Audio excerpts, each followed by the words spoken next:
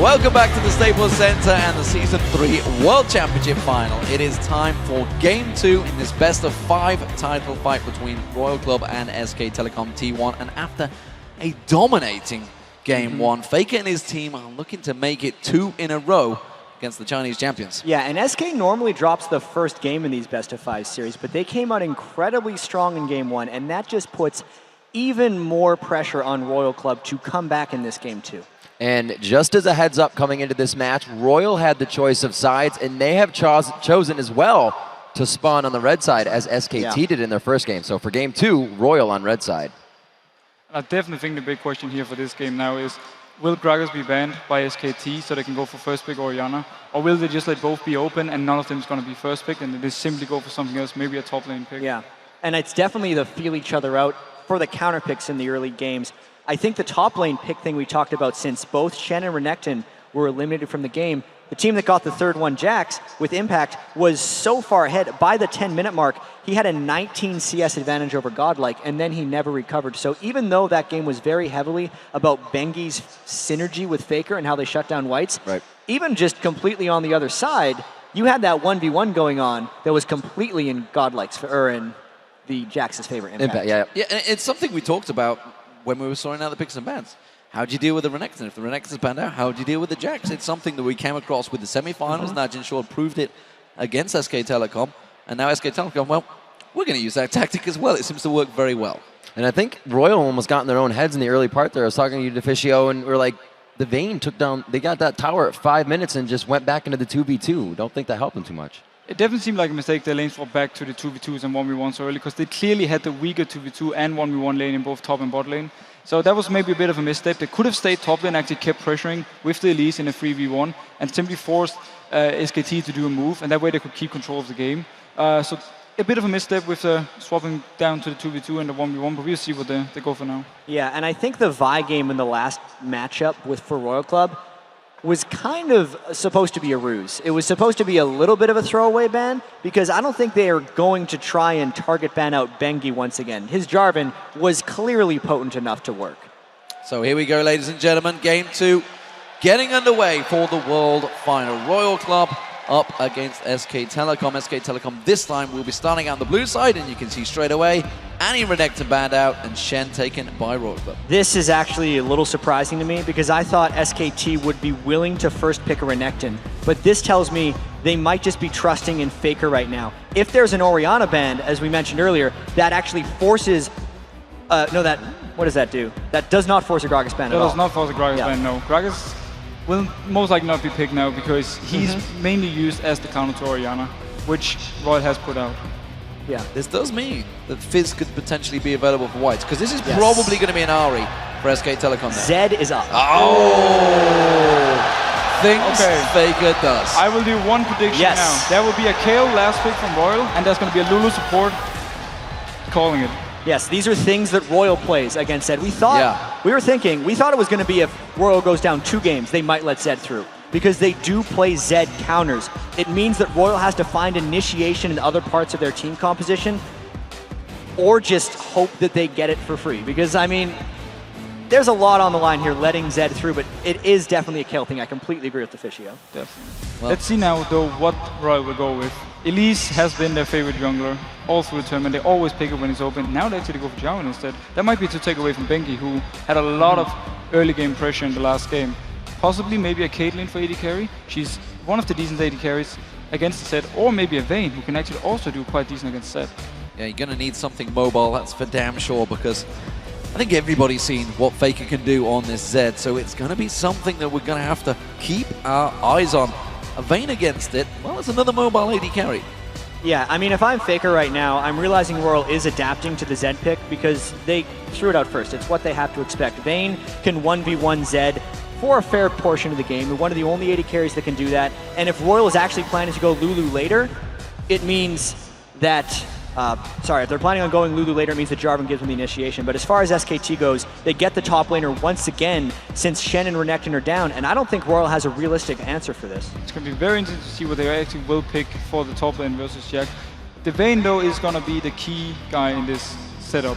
If they go for the Vayne, the Lulu and the Kayle, they will have so much protection for the Vayne. Zed will not be able to kill Vayne, and Vayne will be able to maybe clean up the entire team fight and therefore carry the game. If they log in the zone, it will surprise me a little bit, but it will give them a stronger 2v2 lane at least.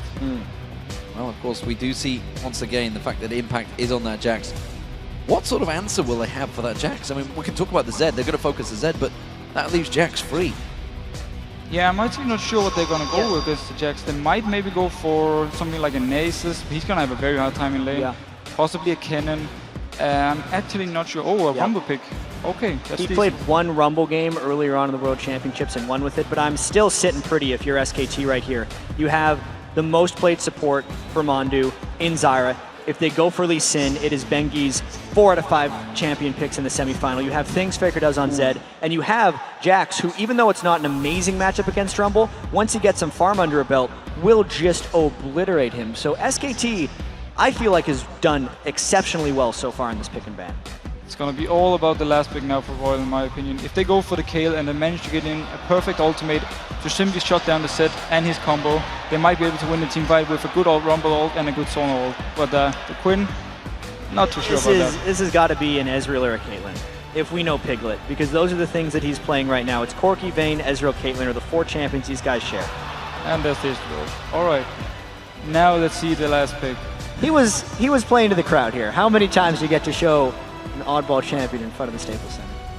Yeah, it's not really something you pull out in the game too when you've got such a fantastic team comp seemingly. What a Royal going with in the mid lane. Well, there's 3 picks I can see possible. Kayle is one of them we talked about. Ahri can do decent against Zed as well. Actually has kill potential on Zed. If she snowballs slightly in the early game, get an early DFG, she might be able to kill the Zed in a 1v1. And there's always the safe pick in a Gragas. That can work in the lane, but I'm expecting a Kayle. You gotta think it's Kayle. It's something that White's picked against Fizz. It's what we've seen Alex each do well on. What? Royal is out of their minds right now. I just gotta wait. I just have to wait and see what happens. Well, Kassadin has been successful throughout this tournament, but up against this team comp? No. Wow. What? Ooh. Okay. Okay. So, if I'm SKT right now, I am 2v1ing Whites. Or just hitting him with Zed, because both of those matchups are horrendous for Kassadin, especially because SKT main weakness is the early game, but they should have an easy early game against these Royal lanes. I'm liking SKT right now. Oh yeah, I'm definitely also for the SKT liner right now. The thing Royal has to do, like, either they have to send the Kassadin mid and simply hope that he can farm on the tower, either in 2v1 or 1v1 versus Zed, or they pretty much forcing themselves to send Kassadin in a side lane where he's not very strong, and Lee Sin will have a lot of easy ganks on him. The one thing that we do have to keep in mind, though, is that if Royal does survive the laning phase, the chase from Kassadin and Vayne is going to be immense. We have seen Pekka's Kassadin. It's something Royal was incredibly familiar at banning because they banned Kassadin all 4 of their semifinal games to get here. They do recognize the power there, but to give up what they gave up to SKT and the Zed and the Jax is a bold Game 2 move, to say the least. I think it's kind of scary that you have a Vayne on your team and you have some hard crowd control, but that's on point. You got to get the flag tossed down. Everything else is a silent, or you can just walk at my Vayne. This is going to be quite scary. And we've heard Cloud9 in the NA season pick Vayne into Zed because they feel it's the 180 carry that can actually fend for itself against Zed. So maybe they got something up their sleeve. They better. Absolutely. They better. Well, Deficio, thank you very much for joining us once again throughout that picks and ban phase. We will be seeing you once again for Game 3, and Game 2 is about to get underway. Have SKT stole a march on Royal Club? Can they take it 2-0 with this seemingly fantastic pick comp for them?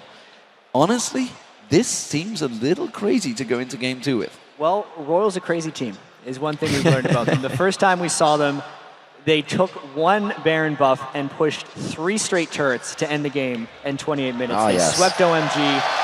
If any team is going to make this composition work in the World Championships at the final, it's Royal. All right, here we go into Game 2 of our best of 5 at the World Finals. SKT takes the blue side. Royal's choice in Game 2. They do go for red. So will we see an engage? That is the question. Our Royal Club hoping that they can steal an edge maybe from that start. They do catch out on Impact. They see he was there and immediately back away. Impact not going to be able to take that ward down, but it does give them the coverage. They also have vision of Uzi down the bottom, so it seems nobody's going to go for that invade.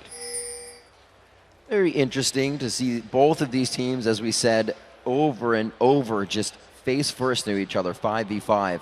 Now that they will spread thin, kind of be that human line of scrimmage, and they will all know that everything is safe. This again, though, stops them from getting their scouting wards in for the 2v1 lanes. I think overall in this game, there is a lot of importance on Lucky's Jarvan to succeed. He played so much Elise in the semifinals and didn't necessarily perform on it. He had a very poor KDA, even though he picked it in all 4 games. Jarvan was his main champion in the Chinese regional finals. And because Royal has picked what are weak early lanes, Lucky has to augment those lanes and make sure they don't fall behind SKT, because if SKT gets the slightest edge on Royal, we've seen their ability to control with wards, roam and turret dive, and just get objectives. This is extremely dangerous and important that Lucky performs. That's a pretty big push-off right there. They won't get the pressure on the smite coming up on the spawn of blue, and they're going to have to resort to just going with an orthodox start here. So SKT, they're going to allow Lucky to get that easy jungle round. This, of course, mean that Whites will be in that 1v1 in that mid lane. Lucky will take himself that blue buff, red buff start for Bengi. So standard stuff here in game 1. Not so standard in the picks and bans, though. We'll see how that develops as this matchup goes. Yeah, and I am absolutely enthralled in the Faker lane against Whites, because we haven't gotten to see Faker play Zed. We've seen a couple people play Zed, but it's been banned at least 90% of the time so far in this World Championships. Doran shield start as well. I really wonder if Royal has a plan to focus, or if they're just going to ignore Faker and hope Whites can stand up to him with his Kassadin farm. Well, Royal is considering that blue was still going to be taken. Lucky smited the blue buff, which means he's not up here in time. It took longer to get red, and Godlike's going to find a 2v1. He's not going to catch him with the counter-strike, but he will catch the kick on him. Is it going to be enough damage? Godlike desperately running away from this one. The Ignite is burning on the turret, but he will survive. Wow. He covered some distance on that gank escape. I did not expect Godlike to be able to get out of that one. Bengi did the very standard red to blue buff, early gank top, and Godlike was just over-pushed. He is extremely fortunate to not die to that gank attempt. So now the pressure is in the top lane. Bengi's going to help out a little bit here, soak up the experience, or he may try to head middle. Faker's trying to put pressure in the mid lane, and SKT as a duo putting pressure on the bottom lane here. And Tabe taking a lot of damage, continuing to be harassed there by Mandu, and he's in a little bit of trouble. Going to be low hit points on that Sona. Faker, meanwhile, putting the pressure onto Whites, but White's still doing a good job keeping up that CS farm. Yeah, but SKT is already invading the Royal jungle, because as we said, Royal's early lanes are extremely weak. And even though White's, he's a little too low for this. Behind the turret, they go in. It's a 1-2 kick punch. Impact's just there to take a Polaroid. He wanted to say hello. He wanted to be part of the gang flying through, but they had it under control. That's what happens to Royal when everyone is pushed back to their turrets. They completely lose control of their own jungle, and it means dives like that are a possibility for SKT. Great execution as well. And the dives that Royal honestly were kind of famous for coming into this one, but it seems to have backfired on this time around. Uzi getting focused on Mandu, going to lock him up. Barrier being burned there, but now he's putting pressure back on Mandu. Piglet goes aggressive. A little too close on that turret, but unfortunately for Tabe.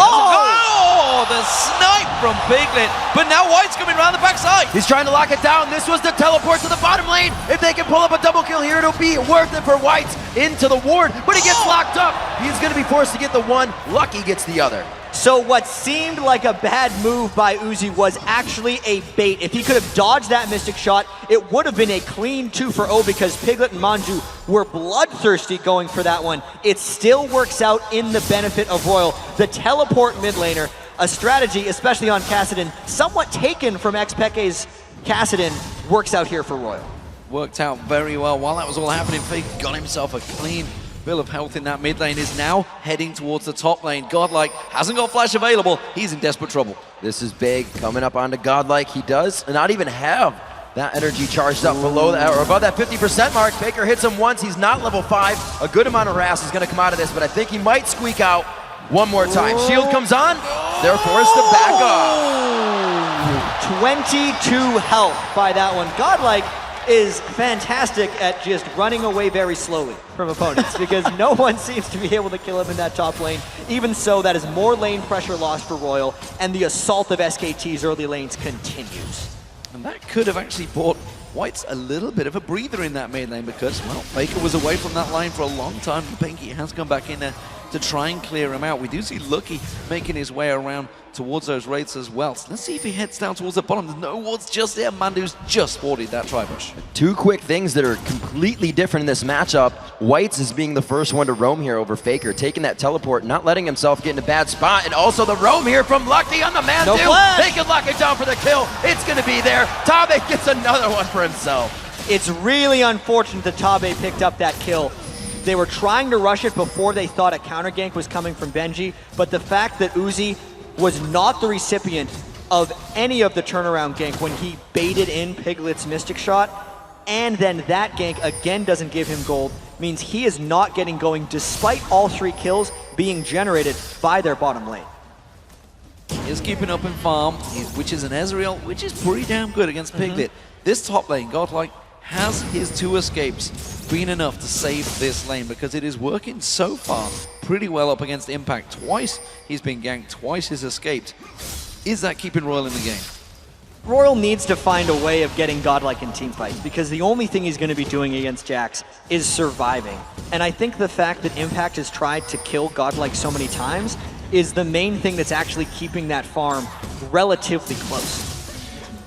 Those 2 attempts that Bengi created in the first game were kills on the mid lane. Godlike's done a very good job at kind of staving off the control that SKT already had by this match point. We had the Phage and the Sheen coming in already onto Piglet last game. It's definitely a different pace of game, and SKT is even playing it that way. Rumble's roaming down, though. White's is 6, and they might be looking to make either a gank play or a dragon play on Faker. Oh, Godlike throwing those harpoons in, keeping the flame spitter going. Faker just walks away just like Godlike did. I don't think they were quite on the same page there. Yeah, if Godlike's going to spend all the time to roam down to this lane, he's giving Impact time to get back in the game, and Royal needs to force. I actually do have to give Royal a ton of credit. Only being 600 gold down here, even with Faker roaming around so much and trying to create action, is a huge accomplishment. And we can see Royal with the inventories being built up here. At least the tier. Whites is looking to stack, get that team to the late game, be able to get Vayne into that hyper carry position. We'll have to see if they're putting the chess pieces in order here. 3-2 in those kills. The junglers look to only hold the lane so far for everybody. You're not really trying to get a snowball going just yet. Godlike not really keeping that trade going even with Impact. We do see the red buff for Lucky. Lucky hasn't, as of yet, really visited any of the lanes other than to simply stave them off. Other than that bottom lane where they got the kill again. Godlike getting jumped on by Impact. He can't leave that turret area. And now it seems like Lucky is actually getting pulled to a lane because it's losing, which is never a position you want to be in as a jungler. Jarvan not getting as many ganks in as he was like. Impact goes hard. They throw it in the equalizer, but he has the chance to instantly walk out of it. May turn it into a 2v1 kill. He goes on a Godlike. He gets the flash. The Empower goes down, but Lucky gonna continue the chase.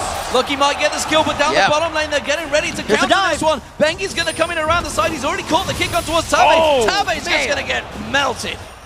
Wow, the execution right there from Bengi was exquisite. He landed his Q, walked into melee range, R'd him, and then got the extra execute damage from his Q. They're going to continue pushing on this one, and look out Royal. They are in big trouble turret-wise. Baker going hard on a dive there, gets himself in a tight spot, but he will not choose to go all the way to the bottom lane. The turret is going to go down. It looks like they're going to leave it at that. Piglet getting as many minions wasted as he can before he takes down the turret.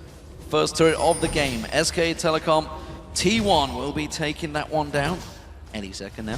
Whites, though, has got himself a good bit of clear farm. He's keeping going. He's falling behind Faker, but it's not the end of the world so far for this Kassadin. We know Kassadins can get going just like a Zed. Yeah, his Kassadin has been doing all right, but looking at the gold right now, knowing it's close to 2,000 gold, 10 minutes in, means Royal has to find a play that stops SKT from pulling ahead of them very shortly. They are losing the top lane, Impact versus Godlike. We saw Lucky come and gank and actually give up a kill. They are losing the bottom lane because Uzi has been repetitively dove and they've lost the turret. And even though Whites is surviving, you cannot say he's winning that mid lane. If you lose every lane, you lose the game. That is almost always true. And Royal is losing every lane right now. And they're facilitating the way to keep doing it. As Crepo has been saying on the analysis desk, the junglers are going for that mobility. They're going for being able to get in your face. We see Bengi already with the mobility boots. Like you said, he's been in the bottom lane for the 3-man gank on the 2 lane every time. They take mid turret, They go up 2-0 on that. Even on kills, 2,000 ahead on gold, as it looks like they're going to dance the dragon. And Royal would have to find their fight here. There's SKT, who's cleared out the pink wards, and running into a Zyra at Dragon Pit is extremely dangerous. Even Impact is coming down. The Dragon's getting low very quickly, and Royal's actually giving it up. This is going to really extend that gold lead for SKT. That Dragon was huge. And they experience the gold. It is all sliding SK Telecom's way. And remember, Royal chose to start on this red side. Yep. This was their choice, and so far, their counter-picking has been countered by SK Telecom's start pick. Right. It's very strange to me how they were the side that is traditionally the side that can counterpick, yet all three of their lanes are weaker. They very heavily tunneled on a team composition that is around team fighting, but they have yet to be able to force those team fights or roam opportunities from whites. It's really SK Telecom reading it and outlaning them so strong. You see two of them going for a gank on Faker in middle, but they're not going to gank the Zed. They know it right off the hand. Godlike's got some things to tend to in the top lane with the minions.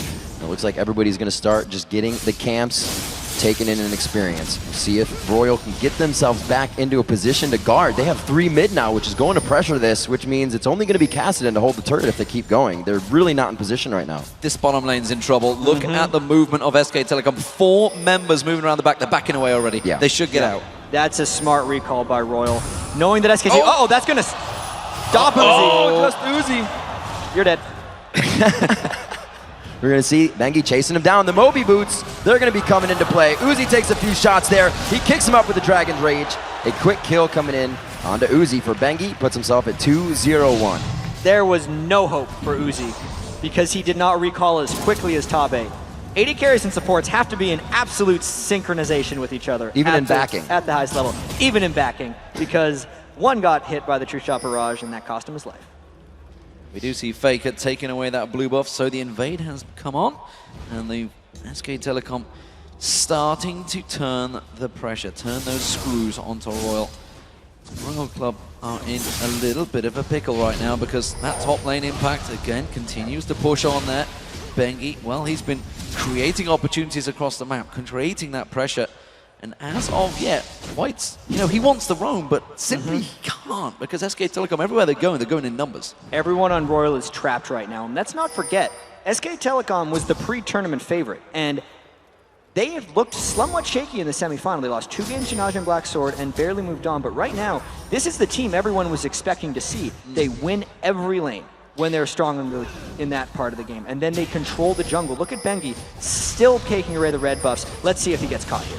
Not Ooh, interesting. They're being so aggressive still, but somewhat staying back. We see Bengi now backing up. He knows he has the coverage from Faker. Faker also roaming a lot less, knowing that if they roam for the fight, Whites comes into the teleport, they are not in the better chance to win that. Impact takes down the top turret. They're keeping their lane steady right now. Royal is completely out of sync. Godlike runs in that lane despite not having the equalizer, and here comes Bengi. He just burned that equalizer, unfortunately for Bengi. The kick sent him away, and Godlike escapes again, this time not really of his own doing. We'll see where they go with this. White still knows he needs to stay safe in mid. He has no coverage towards his left side of the jungle, or the bottom side, I should say, only knowing that he can hug up with Lucky, but they may still lose this top turret. Godlike doing what he can. Lucky comes up, but they are drawing the entire team now, and Faker's pushing bottom. And Faker's going to continue in split push. He does not yet have his Blade of the Ruined King, which is really the dangerous item when you're a Zed. There is no one actually on Royal that will be able to deal with the split push of either Faker or Impact. So once again, Royal is in a similar situation that they were in Game 1, where they have to group up as 5 to try and make something happen. But by the point they can group up as 5, there are already strong split push 1v1 threats from SKT that are preventing Royal from actually grouping up as 5 and getting anything useful done. In any other game Royal Club were playing, they would have gone for that kill. Whites and Uzi both together, catching Mandu slightly out of position alongside Piglet. 2v2. 2 carries, they would have dove for that one, but it seems that nerves may well have got to Royal because they are questioning themselves. We can see Impact even taking a different stride in this game. Blade of the Rune King actually coming out onto Jax instead of the Triforce build this time. Looking to continue these fights, make sure the objectives are even in their favor once they get to that point. Siege onto this turret, but Royal does have a bit better siege. There it is. Stop this time as the Crescendo goes out, and Lucky goes in. Crescendo and Equalizer landing, but Piglet's still alive at the back there. Lucky will go down. Two-shot barrage does not land on anyone. Godlike keeping the pressure on. SKT are running away from this one. It's going to be a double kill for White. They keep going in. Godlike's now in the fray. The Flame Spitter is shut off there. Coming in by Faker. They're looking for the cooldowns, but they're in the middle of the fight, getting torn apart. The kick back, but the hit to the face before he gets away. Can they chase down Faker? Whites is going to try and cut him off with a Rift Walk, and Faker realizes it. He's going to try and turn back onto Uzi. Barriers available though. Who will get the kill? It's going to be Whites. Faker's going to try and finish it off, but that is a lot of kills for Whites. 5-1-2. An ace for Royal Club, and they're still down 3,000 gold. Let's consider how far behind they actually were before that fight, and how incredible it is that they were able to win that one. Once they get an edge in a fight, they can chase down. They only really caught Piglet, but look how Manju also stuck around to try and land the counter engage. That's why everyone picked Sara. It's for the counter engage, but there was only one wave of that. Whites and Uzi get to continue the chase. Force Pulse on top of him, smacks him down, double kill straight off the bat, and then Uzi was untouched throughout all that. Since it was Royal who were the ones who picked that team fight, no one in SKT got to hit him, and he was freely chasing them down.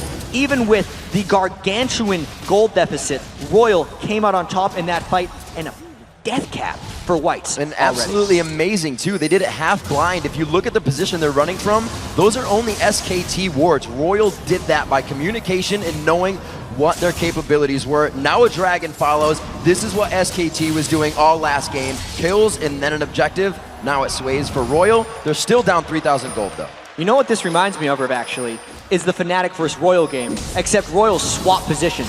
They're the team that can get kills. Faker getting caught out here. He's going to get jumped on. Cataclysm comes out, tries to turn aggressive. It is a kill for Godlike now. They're pushing on the turret. All 5 of them are in the mid lane, too. This is the Royal team.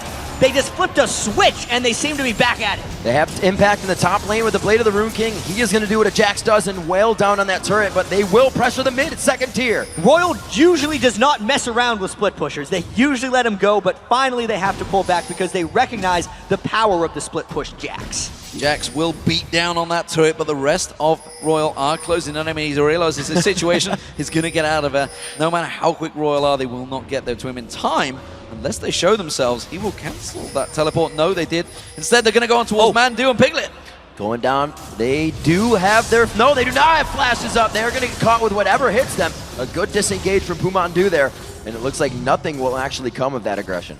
So things we do know is that Royal was able to win a team fight when they were down 4,000 to 5,000 gold, which means they can still win team fights if they initiate them in the right way. Piglet is running with no cleanse on Ezreal, and Whites, did he not get that blue buff? Nope, Uzi got it. It got taken by Uzi. That really hurts him since he's went with just the tier as opposed to the regular tier Catalyst Kassadin build. So the overall chase of Royal actually got fairly greatly diminished when that blue buff went away. But even so, Royal is looking to punish SKT whenever SKT appears. Royal, with the Crescendo up right now, does not want to mess around at this turret, and they may engage as soon as Tabe makes it to that fight. We see the ability power instantly being taken into consideration coming from Royal. The buys coming out of the Hex Drinker, the Negatron, which will change into the Aegis for Bengi so he can start to help the team, because going that personal mobility boots into the Madrids, he needs to start building auras for the team, realizing that fight was lost 3,000 gold down. So pressure being applied by SK Telecom, but good reactions from Royal Club. And, you know, we talked about the team compositions. One thing's for sure from Royal. If they start getting the edge in that team fight, they will be able to chase the entire team down. That's how that ace came about. With a Vayne and a Kassadin, you do not get away. And something that is really interesting to me right now is both teams have very minimal ward coverage. We look at SKT. They only have a couple wards around the Dragon area, which isn't up. And then we look at Royal, and they only have a couple wards in their own red jungle. Considering how potent these team fights are, it is strange that they haven't been able to get wards. I think it's because both teams are actually too scared to get control back, knowing that there is a Kassadin on one side and a Zed on the other. If someone checks the wrong brush, especially as a lowly support in some of these games, they're dead. And it would be a huge amount of control lost back for that team. The front end burst coming from both of these teams is definitely something we saw change SKT's mind in the last fight, but then both teams still have the constant damage as well. You have Godlike coming in with Flamespitter, Uzi, Impact to do the damage on Jax, so these teams very well rounded in their compositions.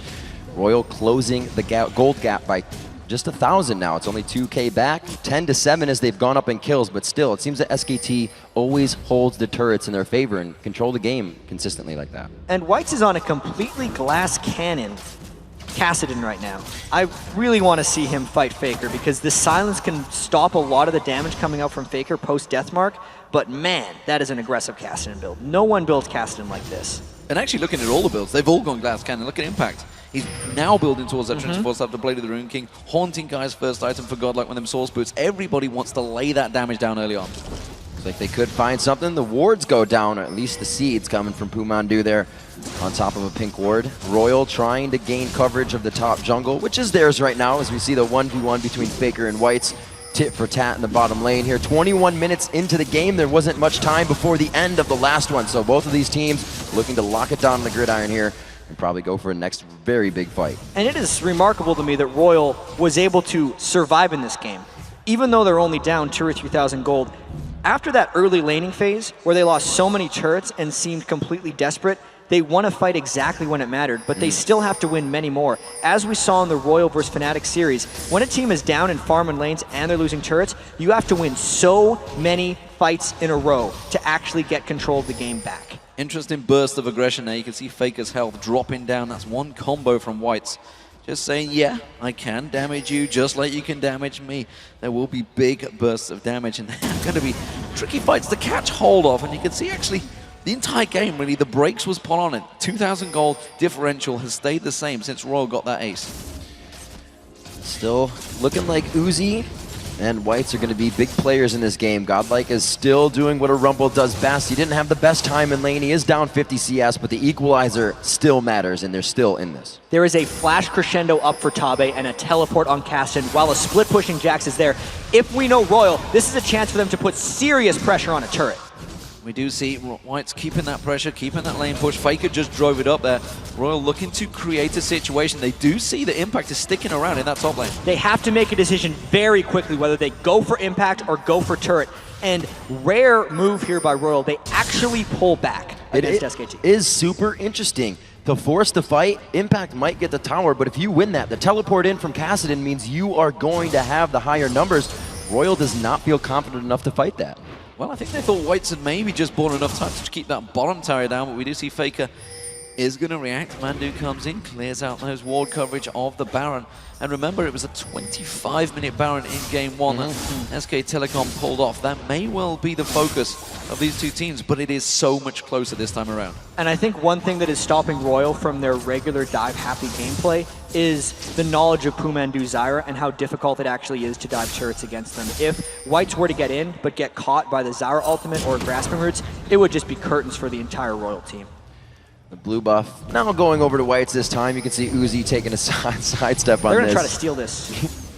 They will. No, Piglet? it's going to be the Dragon after, so at least the True Shot Barrage is down. This is going to give them safety, but no, they find Tabe. The wards are going to be in their favor, and they've wasted quite a bit. Now to go back on Impact. They're going back on Impact. He may be able to flash away from this one. He does, and that's going to be Royal back in away. The equalizer goes down from Godlike. A little aggressive there. Uzi coming around the side. That's going to be a force pulse coming out. SK Telecom actually forced to back away from this one. Lucky going deep. He wants to White still trying to get in with that Force Pulse. That is going to be down as he's waiting for it to come back up. Everybody getting quite low here. A good amount of damage taken across both teams, but it looks like they are still pressuring Dragon. There is still a Jarvan ultimate up, and we could still see a Lee Sin kick for an engage. Lucky goes in. Where's the Jarvan ult? There, wow, burst of damage coming straight through. Uzi getting in there on towards Faker. Faker trying to go aggressive, but he will get shut down by Uzi. They're going to keep on chasing. It's going to be Impact the next target. You can see the counter-strike jumps away with that leap strike just in time. But Piglet, he's out of position. He's running around the back. Still trying to get the chase in. Will he be able to pick anybody off? He has low health. Ezreal does have the dick. Ooh, kicked away. He doesn't get the attack that time. This time, Bengi stays alive in that situation, but they are still everyone. Oh, the Mystic Shot threads it past Godlike. It's going to be the 1-for-1. Also going down. A kill coming in from White. Back and forth on the board. 13 to 11. Piglet comes up with a lone man double kill. Absolutely. absolute chaos after that one. Royal had the upper hand. Can he catch? Oh. Wide left. So that fight was Royal winning, and then Royal absolutely overcommitting. So watch the burst that went to Pumandu from White's glass cannon Kassadin, and then Faker went in for Tabe. Ill-advised because the carries of Royal are Kassadin and Vayne. They chase, but at this point, you have to stop chasing. There's a dragon up that hasn't been taken, and they did not expect Piglet to be around the back. So as they overcommit is when Piglet decided to show himself and pick up some kills in the back. The kick came right as Whites was trying to finish him off, and then as they were working on impact, Piglet ran them down from the backside. That could have just been a Royal-controlled dragon after 2 kills, but instead, it keeps the game even and actually extends SKT's gold lead ever so slightly. So absolutely crazy, these fights. Like I said, there's a good amount of front-end burst, but there's going to be DPS to follow, and we actually saw that fight going coast to coast, now resulting in Royal's dragon. But like we said, this dragon could have happened sooner. SKT's already back to pressuring lanes, so Royal now has to adapt and react. And you know, you were talking about the visions. They didn't have anything. Royal kept on chasing, completely blind. It's going to be Impact. They're going to jump in. Catalysm going in there, but nobody else can get close. He may actually wreck Lucky before he can get in. Leap Strike will be available in a second. Jumps onto Bengi. Crescendo comes down. We see the Equalizer follow. Uzi's going to come in. It's a kill for Uzi.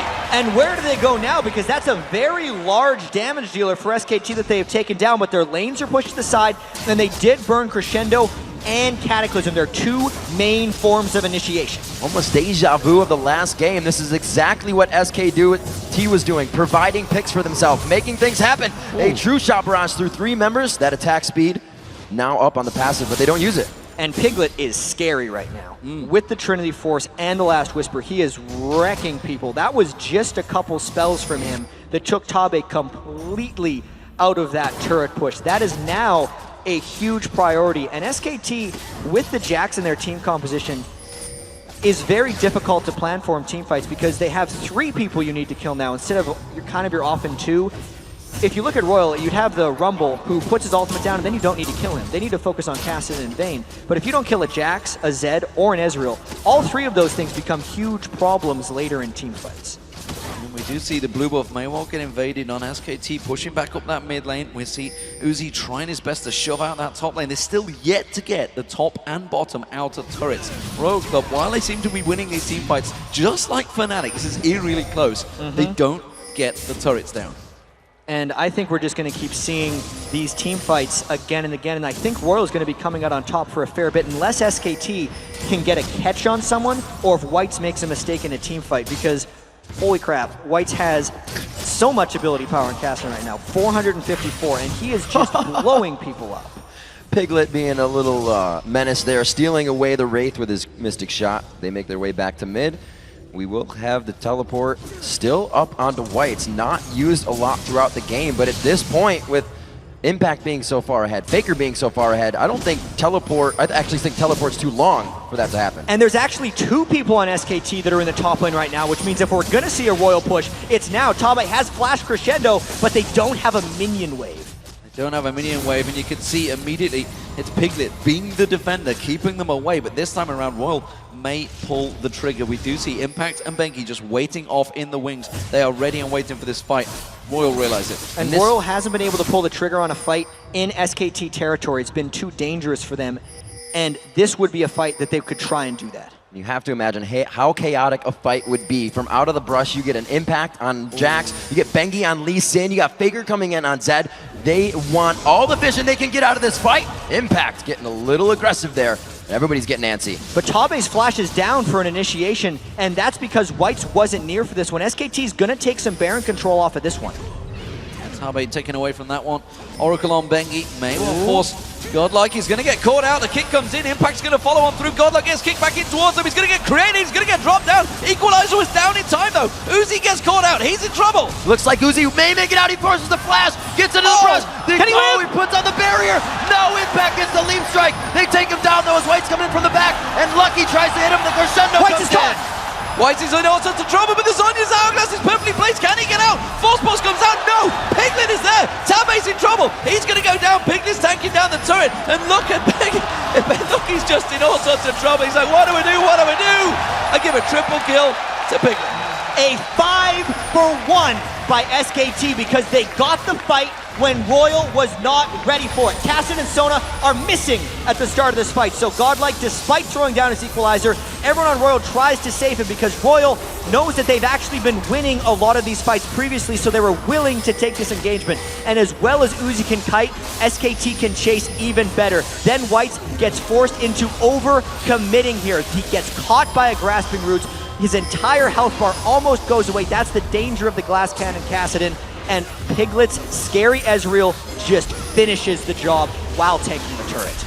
We see the turret going down in the top lane and the mid lane pressured after that. A very reminiscent score of 5-1 in turrets now. 1 minute ago, the last game was finished. SKT is going to have to put a few more on this one in their eyes, but Royal still looking to thwart this off, but it still heavily sways. 6,000 gold now in favor of SKT. Yeah, it's a big advantage once again for SK Telecom Royal Club.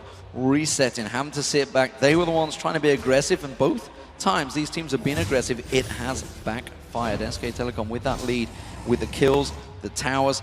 Royal Club just haven't got close to those turrets right now, and it doesn't look like they're going to because SK Telecom are becoming too strong. Yeah, and Royal already came back from near death once in this game. Can they do it twice? They need another type of miracle fight where Whites can get in at the end, and specifically where Royal could catch an initiation. But because they're down 5 turrets to 1, it's so difficult for them to even think about this Baron. SKT normally just baits for kills, and right now, this is going to be a steal attempt for Lucky. Doesn't get it. Two-Blade of the Rune Kings crushing down Baron, and then possibly a Lucky. The crescendo from the backside, but it's only to try and help. The disengage is there. Quite a bit was used just from over the wall, and that leaves Royal to have a hard defense now in the mid-turrets. It's the turret kills that gave SKT that chance. And Lee Sin had the added benefit of timing his resonating strike with his smite to spike more Baron damage down and made it so Lucky could not steal. If you remember the Fnatic series, Lucky secured multiple what we call 50-50 Barons when it's a smite war. This time, Bengi gets it, and SKT might push hard. Piglet and God, they don't have Crescendo available. Tabe getting caught out. Look at that. Godlike went down in a split second. Didn't even get to catch his health bar. It is going to be SK Telecom rushing straight in. That's going to be the first inhibitor of the game. And they're going to back away. White's trying to get the burst down. No, Piglet's going to follow. Piglet trying to get into the kill. They are easily going to wipe these guys out. Piglet flashes out. The Baron buff keeping him healthy now. They're now on to Lucky. Uzi doing what he can, but it's only from the outside trying to make something happen. The true shot barrage misses, but it leaves Uzi limping away. What a push there by SKT.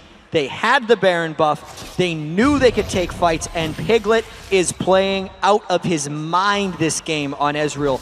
Always going in right after Whites uses his Riftwalk on Cassidy, so he is safely trading damage back on Cassidy without the threat of assassination.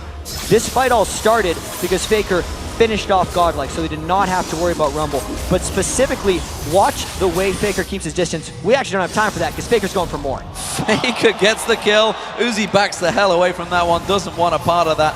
Piglet becoming a beast. Faker becoming a beast. SK Telecom are deadly right now. After a game 1 loss, Royal put their eggs in the basket of we give them what they want and counter pick it. It doesn't seem to have worked for them this game. No, there's just too much for them to come back to now, I feel. This surely is Royal resetting once again, thinking, okay, we're going to be the red side again, I believe. No, the next game, yeah, they are the red side. Yeah, because they chose red side this game. Yep. How do we counter this?